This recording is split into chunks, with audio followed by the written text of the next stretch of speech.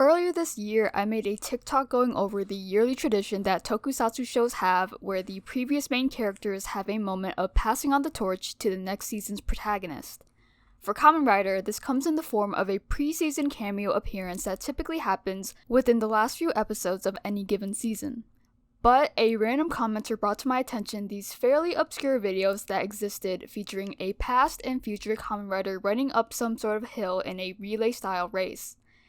And that sent me on somewhat of a rabbit hole regarding a Japanese TV show named Zen Ryokuzaka that solely features 6-minute clips of various women running up the same steep hill. And that is all that happens in every episode. Of which there are thousands upon thousands of episodes because this show has been going on for nearly 20 years now.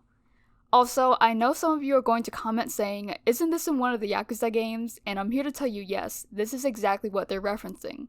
But what exactly is the deal with this show? Well, the name Zenryokuzaka itself gives a few hints. Zenryoku refers to the act of giving your full effort into something, whereas Zaka is slope or hill. The point of this show is to show these girls giving their full power into overcoming the obstacle that is this hill. But that's not exactly where the story ends. After all, what exactly is the appeal of watching random women run up a hill for 6 minutes? Especially with the airtime that it has, which is 1 in the morning.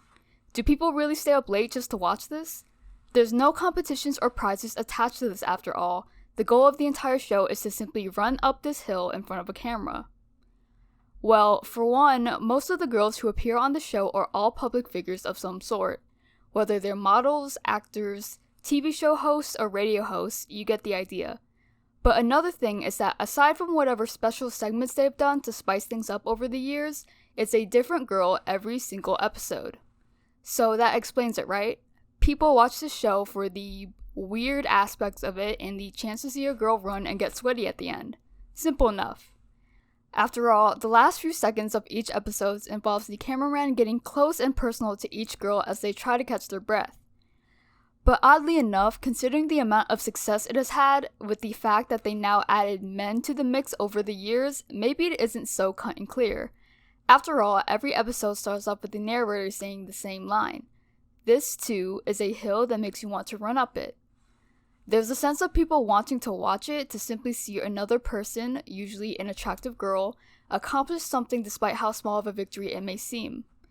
But I hear you asking, what does this have to do with Kamen Rider or Tokusatsu at all? Well, when I mentioned how they've added men to the program, I wasn't just talking about any men. In fact, the first man to ever get featured on the program was Ryosuke Miura, aka Ankh from Kamen Rider O's. His appearance marked the start of the newly added tradition of the show featuring men twice a month. And adding on to this, various tokusatsu actors and actresses have been featured on the show in order to promote movies and seasons. We've had Geats, which is the video shown to me by a viewer, actresses such as Tsukuyomi and Maze, and even some Sentai actors such as Taro and Giras.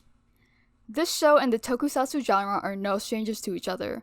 In fact, it seems like they're in somewhat of a regular partnership with each other in recent years to team up and promote the yearly Kamen Rider summer movies.